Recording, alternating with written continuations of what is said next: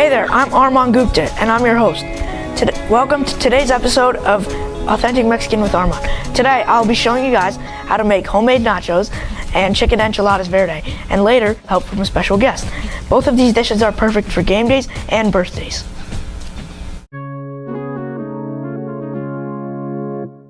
Welcome to Authentic Mexican with Armaan.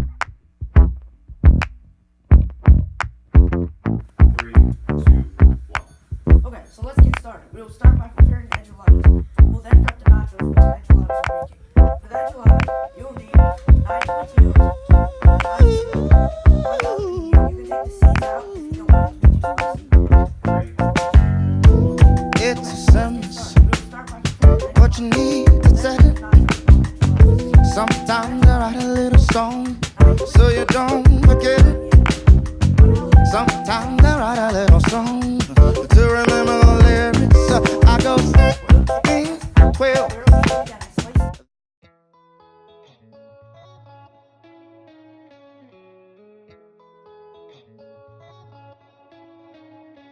Okay, so now we're gonna get started.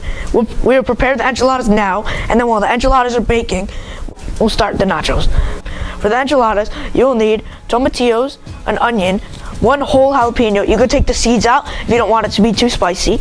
Garlic, cilantro, aguero chili, which is a yellow chili that's not spicy at all. Boiled chicken breast, corn tortillas, vegetable oil, and Monterey Jack cheese. Okay, so now we're gonna start. Preheat the oven to 350 degrees. Okay, it's preheated. Okay, so now we'll chop our tomatillo.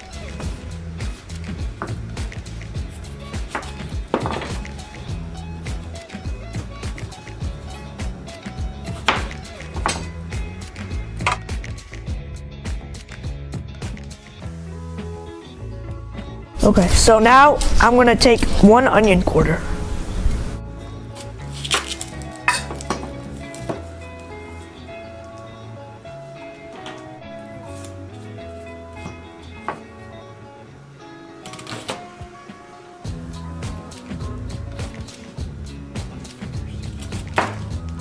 I'll take that root off because this is not edible. Okay, so now I'm gonna cut the jalapeno. You want to keep it a little big because if you cut it too small, it might disintegrate when we go to boil it.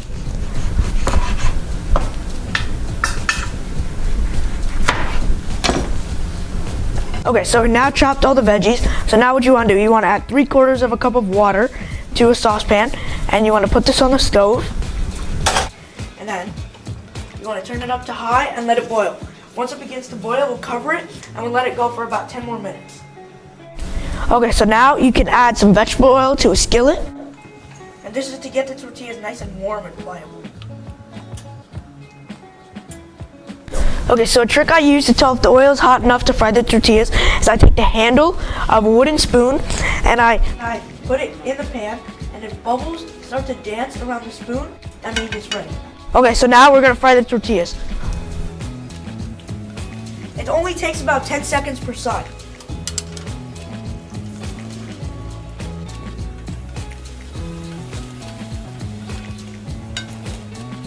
Okay, so it's been boiling for about 10 minutes.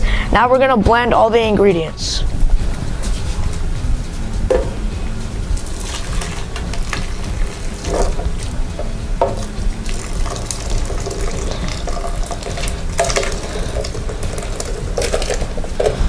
Okay, after you do that, you wanna add your garlic and your cilantro, and then you wanna blend it until it's smooth.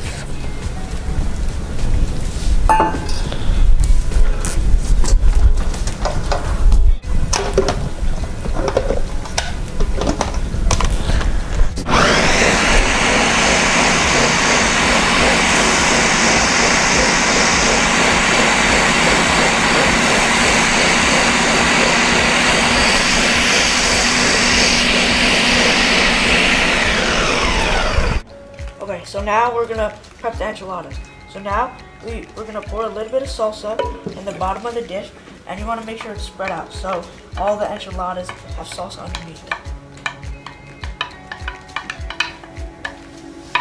Then you wanna take your tortillas that you fried earlier, and these are just boiled chicken breasts that we boiled and shredded in our test kitchen. So for the chicken, I took 2 chicken breast halves. You want the bone in and you want the skin on. You place them skin side down in a saucepan. And what you do is you take half a cup of chopped onion, put that in. Then you take 2 cloves of garlic. Then you take salt.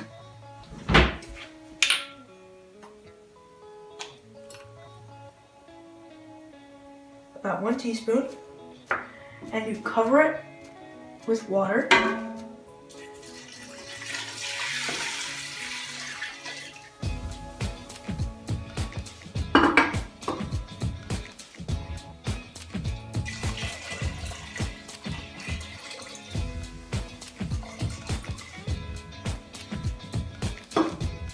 And then you want to bring that to a simmer over high heat, and you want to skim off any foam or scum that comes to the top.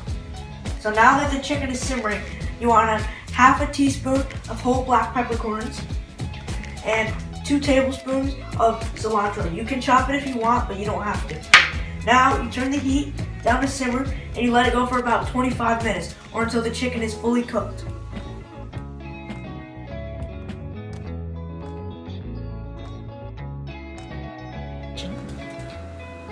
And then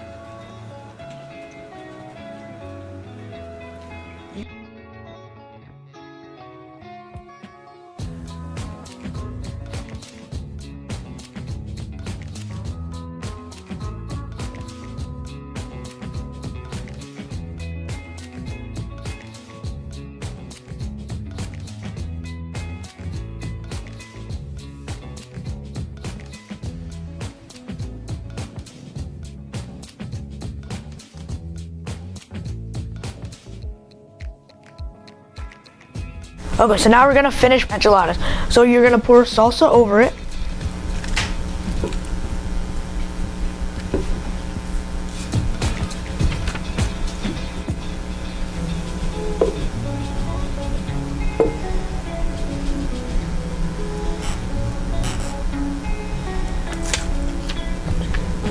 Okay, then you're gonna put some shredded Monterey Jack cheese.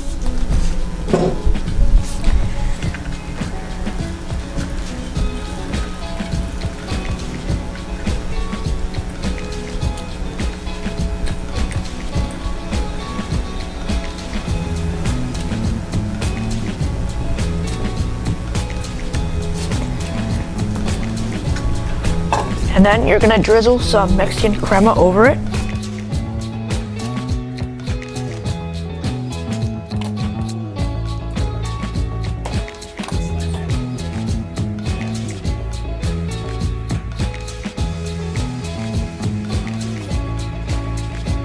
Okay, so now we're gonna put our enchiladas in a 350-degree oven for about 30 minutes or until the enchiladas start to brown.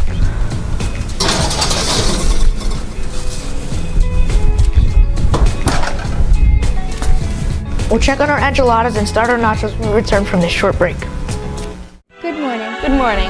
Good morning. Welcome to today's edition of MHTV News. I'm Stella Guzik. And I'm Jordan Brown. This is my 3rd year taking video broadcasting. I would say it's a really fun class and it's totally worth taking, and it's really satisfying at the end.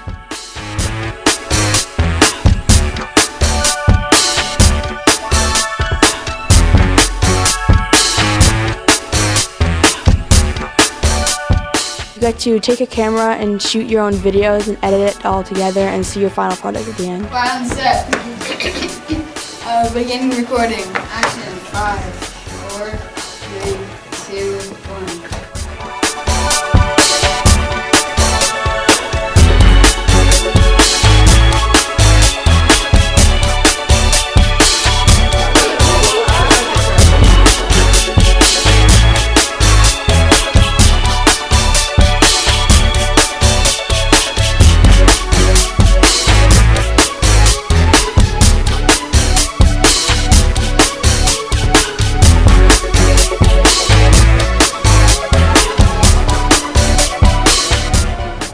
Reporting for MHTV on the topic of the upcoming conference championships in the NFL. Dozens of convicts.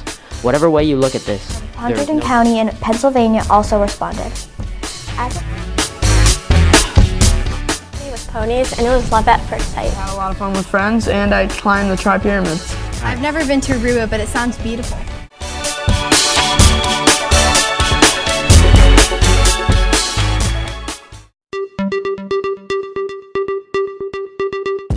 I'm Stella Guzik, and I'm stage manager. My name is Dash Foley Wilkins, and I am a stage manager on stage crew.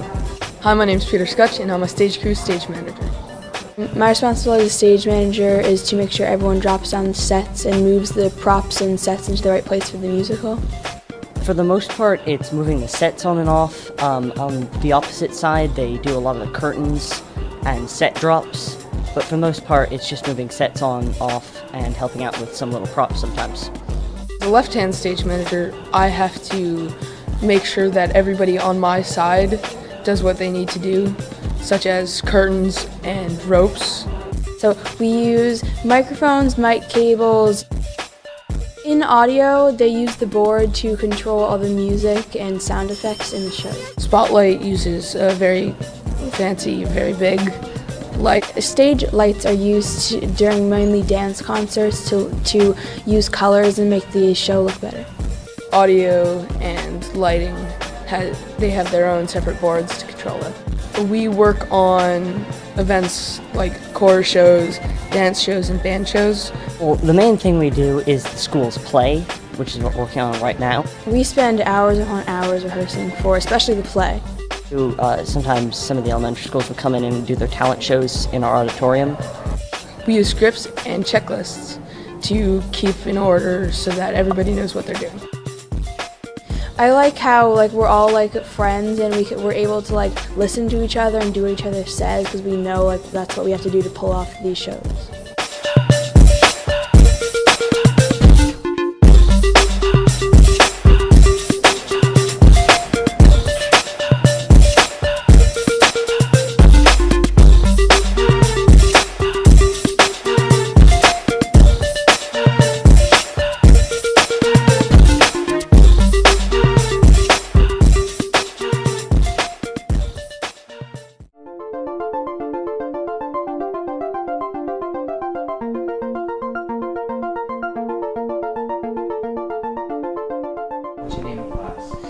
I'm Luke, I'm an 8th grader and I'm taking Project Lead the Way. How many times have you taken this class now? This is my 3rd time taking this class. What do you do in the class now? In class, we're working with gears and parts to build simple mechanisms. What kind of projects have you done?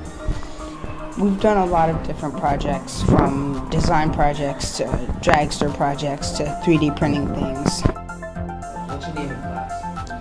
My name is Kyrie Alexandre, and I am doing Project Lead the Way. What do you usually do when you enter the classroom?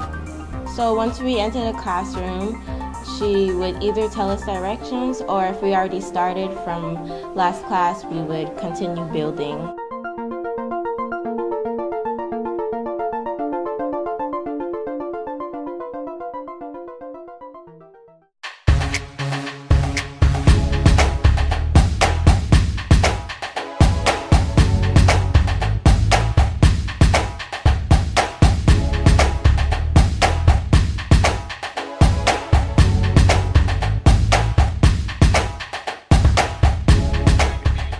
This is my 2nd time being in the class. So there's many projects that we do. Mostly we are on the computers being taught lessons.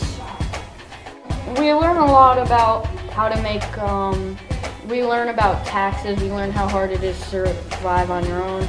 We also learn how hard it is to make our own company and the problems that come with it and the risks you need to take. So the first project that we start is called How Will I Survive? The next one is you pick a number and you get a billionaire and you do a project on that billionaire. And the final project is the main, obviously, where you make your own company and you need to go through all the steps and it's very complicated, but it's a lot of fun. You take no tests, actually only quizzes, and they're vocabulary quizzes. Mr. Lasovita says that that he doesn't like how quizzes and tests determine your grade, so he does it by projects mostly. You get a decent amount of homework, but not all of it is long or hard. All of the projects you do in class, and so most of the homework is either vocabulary or 2 paragraphs at most. A lot of people can take the class. It's just I think the max is 23. but because that's how many computers we have. I thought it was interesting how we learned how to be a millionaire, and I loved the class last year, so I decided to do it again this year.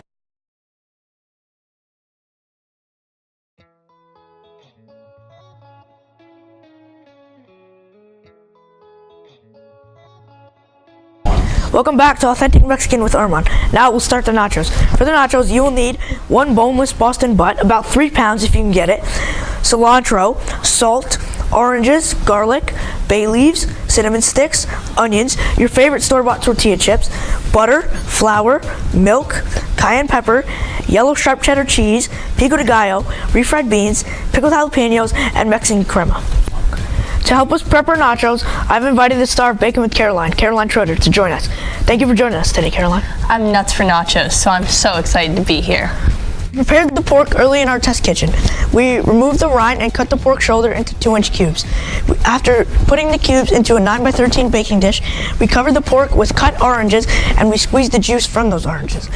We then added 2 white onions cut into quarters, garlic cloves, bay leaves, and a cinnamon stick that we cut into segments. The pork was then covered by vegetable oil on the surface and covered tightly with aluminum foil, and it was cooked for 3.5 hours at 275 degrees. After you take the pork out, you want to broil it in an oven for 6 minutes, rotate it, and then broil it for 6 minutes more. Then, when it's done, you strain the liquid and you shred the pork with 2 forks or your fingers.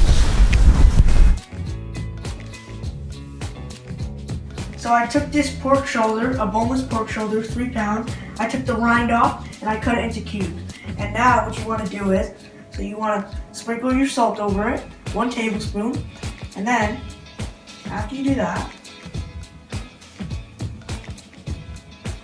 okay, then you take your 4 garlic cloves that I cut in half and you sprinkle those around the pork. Okay. You take 2 bay leaves, 1, 2. I took 1 cinnamon stick, I cut it into segments, so it's about 3 segments, right? So you take this, sprinkle it around along with everything else, okay? Then I have half an onion that I cut into quarters. I kept the root on. I'm gonna put that in the pork as well, okay? And then I have an orange that I cut into quarters. I'm going to squeeze the juice around. And 1,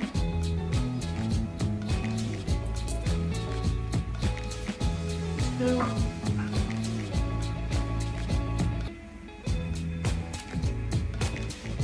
3,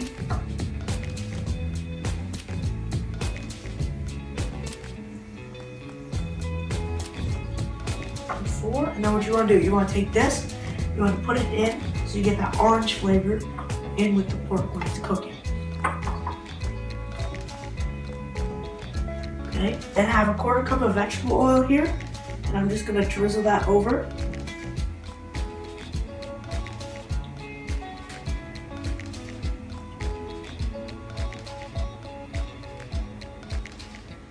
Okay. I have some aluminum foil. Now I'm going to wrap over this. After wrapping it in foil, we're going to stick it in a 275-degree oven with the rack positioned in the middle for about 3.5 hours.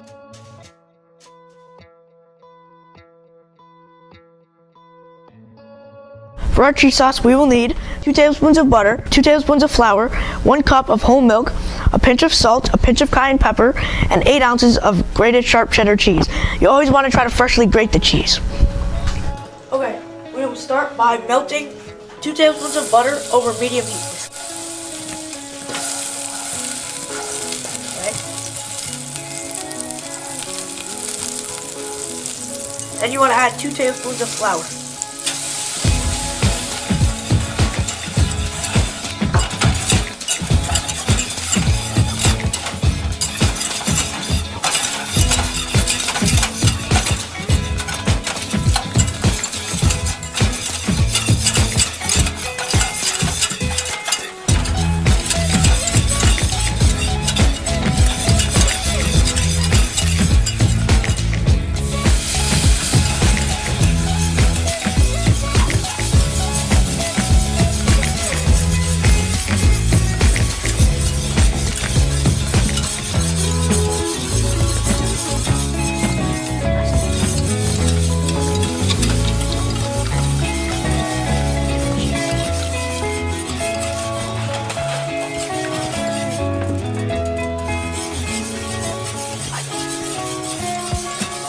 Now we're gonna add the cheese. Add the cheese slowly so it has a chance to melt.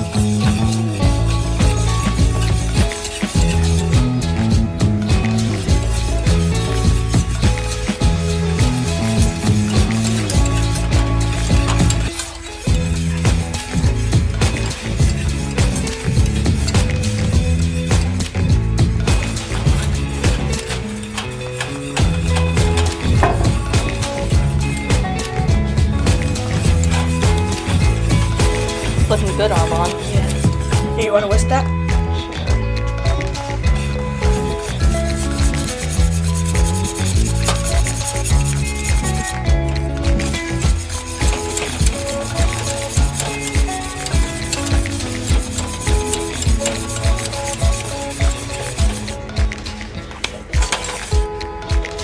Okay, all the cheese seems to be melted. So now you want to add the salt and the cayenne pepper.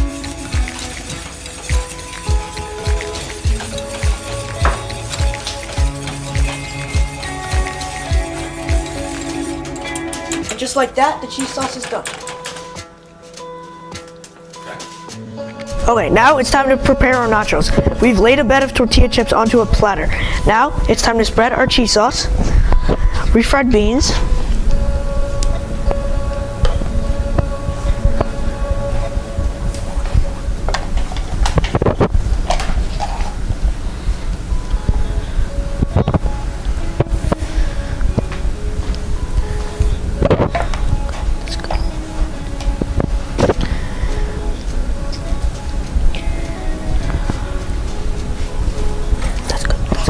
then you want to add some dollops of refried beans. How'd you make those, Armaan? So I took 8 ounces of dry pinto beans, I put it in a pot, and I covered it with about 2 inches of cold water. And you want the water to raise about 2 inches above the beans. And now I'm going to turn the heat up to high so it can boil. And then I'm going to add 2 sprigs of fresh oregano, 2 cloves of garlic, and half a white onion. We're going to keep it cold. We're going to strain this. So I took boiled pinto beans and I mashed them up with some lard and some onions, and I seasoned it with salt, and that's it. Easy as pie. Yeah.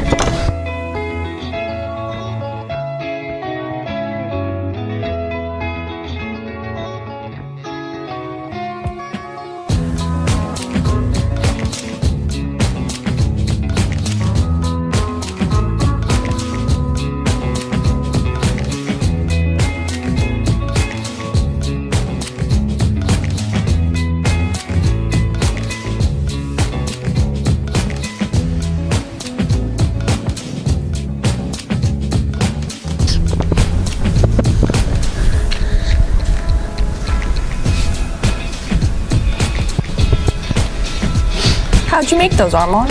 So I took boiled pinto beans and I mashed them up with some lard and some onions, and I seasoned it with salt, and that's it. Easy as pie. Yeah. All right, now some pork the pork we reheated in some oil to get it crispy.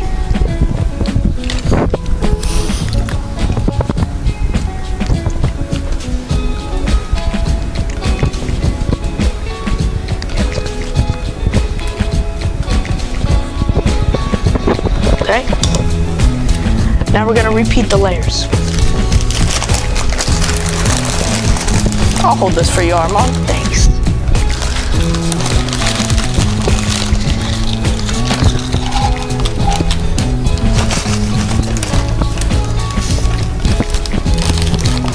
Thanks for holding it for me. You're welcome. Okay, now we're gonna repeat the layers. Jesus.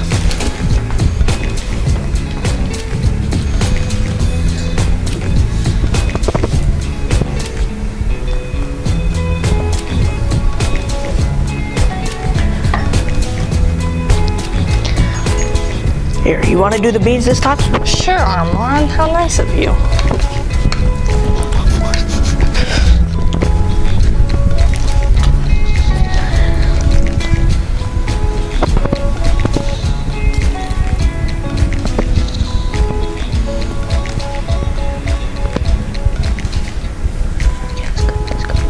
Okay, then we're gonna repeat with our pork again.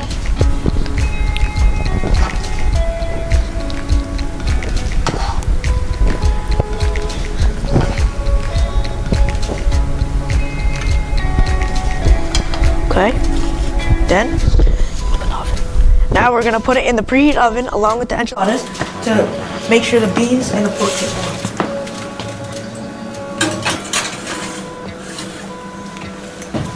Okay, so now you want to remove the nachos and the enchiladas from the oven.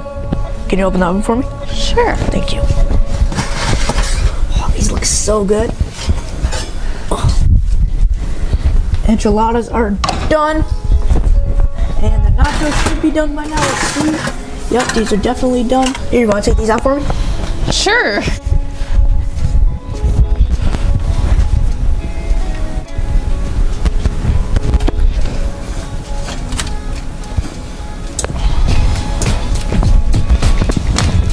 Thank you. Can you close the oven, Armaan?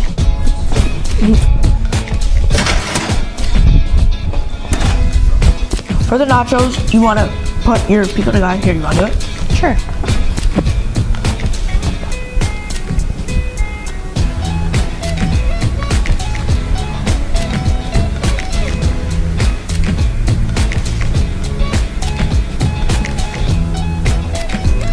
Okay. Then you want to put some pickled jalapenos. Make it spicy. Okay. Then you want to drizzle with your crema. And then for the enchiladas, you want to put the onions on? Sure.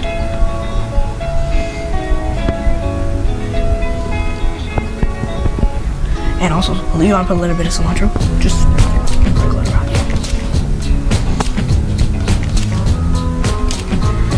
Okay. And then you want to put some more crema on it.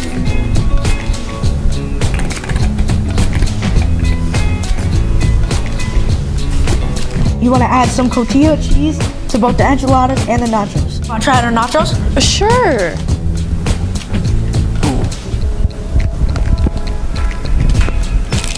How are they? Delicious. Oh. I want to thank Caroline Schroeder for helping us today, and thank you for tuning in to Authentic Mexican with Armaan. I'm your host, Armaan Gupta. We'll see you next time.